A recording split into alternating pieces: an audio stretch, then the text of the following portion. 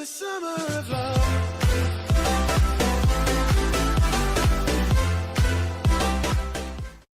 What's up, everybody? It's Pro here, and today we are back for another Yu-Gi-Oh! Deck profile. And for today's deck profile, I'm going to be bringing you Digital Bug Inzektors. This is a really kind of fun rogue deck. I wouldn't expect to see this deck at a YCS, compete at a YCS level rather, but if you love Digital Bugs or if you love Inzektors, please smash that like button to show your support and appreciation. So, let's go ahead and jump right into this deck profile, starting off with 3 Galaxy Worm. When this card is normal summoned, you can special summon another copy of itself from your deck, so it's pretty simple.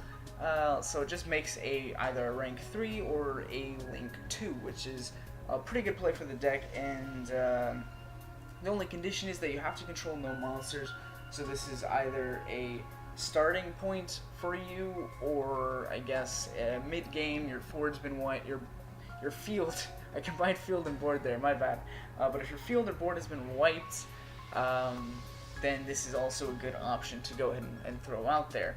Next up, we play 3 copies of Digital Bug Cenobit. When it's changed to defense position, you can special summon a level 3 insect from your deck in defense position, and then an Xyz monster that uses this card as material can attack all defense position monsters your opponent controls once each, which is awesome because we have cards that can trigger off that first effect, and a card that makes that second effect a lot easier to consistently do, because, you know, obviously most people don't summon things in defense position, but we have cards that'll force your opponent into playing cards in defense position, so it's really good. But getting that special summon pretty much just makes it a Galaxy Worm, but better because it's a digital bug. So yeah. Next up, we play 2 copies of Digital Bug Cocoon Denser, and when it's in attack position, you can target a level 3 insect in your graveyard, change it to defense position, and then special summon the monster from the graveyard in defense position. And then if an Xyz monster that uses this card as material attacks a defense position monster, your opponent's cards and effects cannot be activated until the end of the damage step.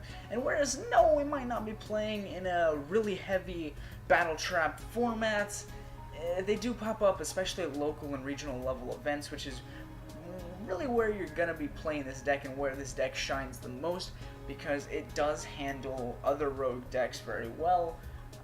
So you might see things like Storming Mirror Force or Drowning Mirror Force, depending on, or even Quaking Mirror Force. That's a really big one in like the pure dinos, I guess. So battle traps can still be an issue, and this definitely helps deal with that. And of course, obviously, it's another special summon for the deck, so it's another link 2 or a rank 3. So next up, we have 1 copy of Digital Bug Ladybug, which you might consider kind of weird because it's kind of, I guess, the Stratos of the deck, but not really, because it's not nearly as good as Stratos. It just searches something out.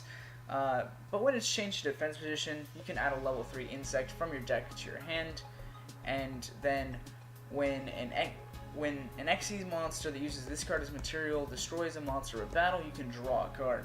So obviously it is really good, but we mainly want to use that this card that we have that changes things to defense position. We mainly want to use that for Cenobit, and we want to save it for that, because if we end up wasting them, which, I mean, you can't technically waste them, which is nice, but we'll get to that later. Anyways, we play, for our last Digital Bug, we have 1 copy of Digital Bug Web Solder, and the only reason why I play this one at 1 is because it's much more situational, and you're probably not going to get its effect off as often, but its material effect is really nice. So that's, by the way, that's just what I'm going to call it, because, or what I probably should have been calling it. Anyways, so you can target a face-up attack monster you control and change it to defense, then special summon a level 3 insect from your hand, and for its material effect, if this card is Xyz summoned, the defense of all face-up monsters your opponent controls currently become 0, also change them to defense position. So obviously that's a really good effect for an Xyz monster to have, especially since, as you can tell, a lot of our card effects revolve around that defense position. So it's gonna be pretty dang good to be able to switch them all to defense position. So this is the first card that changes your opponent's cards to defense, and obviously it's gonna be probably the better one because of the fact that it makes their defense 0, which makes it so that no matter what card you play, you're gonna be able to get over it. Anyways, moving on to our Inzektor cards, we play 2 copies of Inzektor Centipede. So you can equip an Inzektor monster from your hand or graveyard to this card, which is the case with most Inzektors.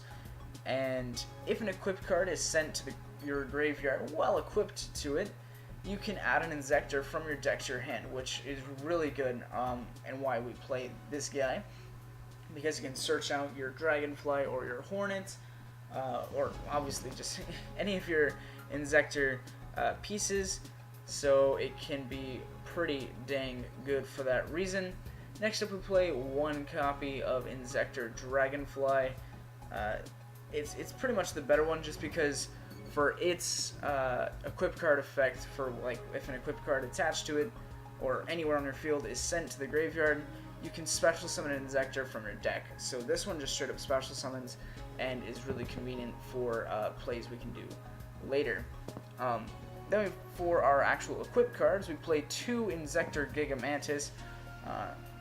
He can equip himself to an Inzektor you control from the hand, and that monster's original attack becomes 2400. And if it's sent to the graveyard while equipped to a monster, you can target an Inzektor monster in your graveyard, except for Inzektor Gigamantis, and special summon it. So obviously that can be pretty dang convenient and can make some pretty cool things, but we mainly use it for the beat over effect, just because having a big beater like that is pretty awesome. And then we play the 1 Hornet, just because he's spot removal. Nothing more than that. He's at 1 because he's spot removal. Then we play 3 Honest as our only, I guess, hand trap, because mostly everything in the deck is light, so you pretty much can use this on anything in your deck, except for the Inzektors because they're dark. But your main engine are all light, and like all the extra deck monsters, that with the exception of the Inzektor one, but all of your Xyz monsters are all light, so it's really good for that. And then we play 1 copy of BLS because we play Inzektors, which are dark, and Bugs, which are light, so I thought might as well take a copy in. I actually haven't summoned it yet through all of my testing, and I thought about making this card 31 deck, or cutting this card, which I might end up doing in the future. I don't know yet. But anyways, moving on to our spells, we play 3 copies of Spirit Burner. This is the card that changes your monsters to defense position. Also, if it's in the graveyard during your draw phase, you can add it to your hand instead of conducting your normal draw phase, or your draw from the deck, which is really convenient. So this gets off Cenobit's effect and Ladybug's effect. So it's really cool for that reason. And then we play 3 copies of Level Limit Area B. All level 4 or higher monsters get changed to defense position, and it's a continuous thing. So I'm pretty like anything your opponent would summon, just gone, instant defense, and it's pretty good. Next, we play 2 copies of Bug Signal. So this is like a rank up magic spell for your Xyz monsters, which is better because, like, whereas your Xyz monsters can already rank up themselves, this makes it so that you don't have to detach any cards to do so, and you can actually banish this card from your graveyard. Anyways, we have 2 double summon. This makes it so that we can play both engines pretty smoothly in the deck, and we can just go through our combos a lot easier. And then for our last, like, 2-of spell, 2 Powder Desires, it's good draw power, and this deck doesn't really have easy access to draw power, so this is a good way to get it. Foolish Burial to get material for a Cocoon Dancer's effect, Monster Reborn for obvious reasons, and now moving on to our traps. 3 Torrential Tribute because it's back at 3, baby, and it's a pretty dang good card. especially for this deck since it struggles with getting over large fields, and this is a good way to take care of that. You just sort of have to know when to use it. And then we play two copies of two copies of Bug Emergency. And I know that most people play this at 3. I just think it works at 2. So you get to target 2 level 3 insects in your grave and special summon them, but they have their effects negated. And then you can banish this card from your graveyard. This is the one I was talking about. And then all levels of level 3 insects you currently control become the level of a banished Xyz, or then you can banish this card and 1 Xyz monster from your graveyard, and now all level 3 insect monsters you currently control become the same level as that Xyz monster's rank. And you can't special summon monsters for the rest of the turn except insect monsters. So obviously if you play this you can't go into your higher links or anything like that, but it does get off your main insect plays, which is really cool. Then we play 1 copy of Solemn Warning just for a little bit of negation for the deck since we don't have too much of that. Alright, moving on to our extra deck, we have 1 copy of number 20, Giga Brilliant. So this is sort of a card that you use if you either run out of your Sciradiators, or if, I guess you just have already established board and you need to get some extra attack points out there because it's 300 extra attack, and our boss monster has 2600, so the extra 300 could push it over the edge of maybe some other decks boss monsters, just so that you can actually attack over some things. So that can be pretty cool. And now for our actual Digital Bug Xyz monsters, we play 3 copies of Digital Bug Sciradiator, which allows you to, during either player's turn, detach 2 materials and then have target an opponent's monster, change its battle position, and then negate all of its effects until the end of the turn. So this is a broken, well, I wouldn't say it's broken, but it is a really good effect, and it's what makes this deck at least, it kind of makes this deck playable, to be honest, because its second effect is once per turn, when this card destroys an opponent's monster or battle and sends it to the graveyard, you can attach that destroyed monster to this card as Xyz material. And no, that's not what I was saying that's important for. The first effect is the important one, because that means that you can actually sit on this card if you go first, and you won't have to worry, you won't have to be too scared if you end up just sitting on this card, because you end up actually having the negate, and if you can negate at the right time, you might, or you should, be safe, depending on the deck you're playing against. But most decks can't, most decks, if you know what to negate, they're not going to be able to get over 1800, and I mean, like, that might not seem right in theory, but it is in practice. At least at local and regional level events, there's some really crazy things that can happen at OICS.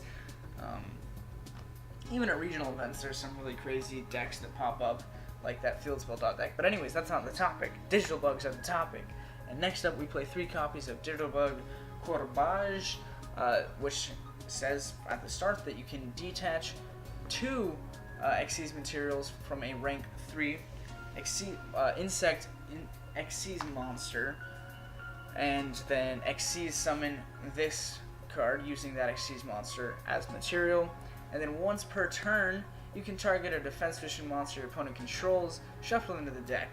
And then once per turn, if the battle position of monsters is changed, except during the damage step, obviously, you can attach an insect monster from your graveyard to this card as material. So that's really good because it can continually get off that shuffle effect, and you know, it just loops its own effect a little bit.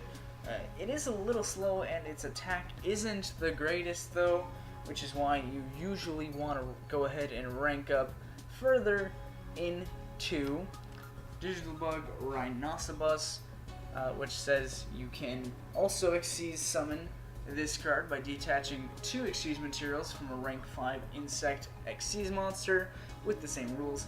If this card attacks a defense position monster, inflict piercing, and then once per turn during either player's turn, you can detach an Xyz material from this card, destroy the face-up monster your opponent controls with the highest defense, and now hold on, what do you think it says?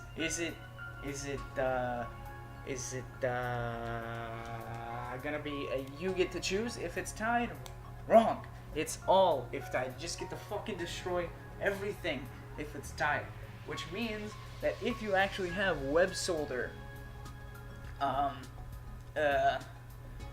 attached to this guy when you summon him, you're actually just able to destroy your opponent's entire field and just start swinging for damage, which can be pretty crazy. And honestly, this card is really fucking cool.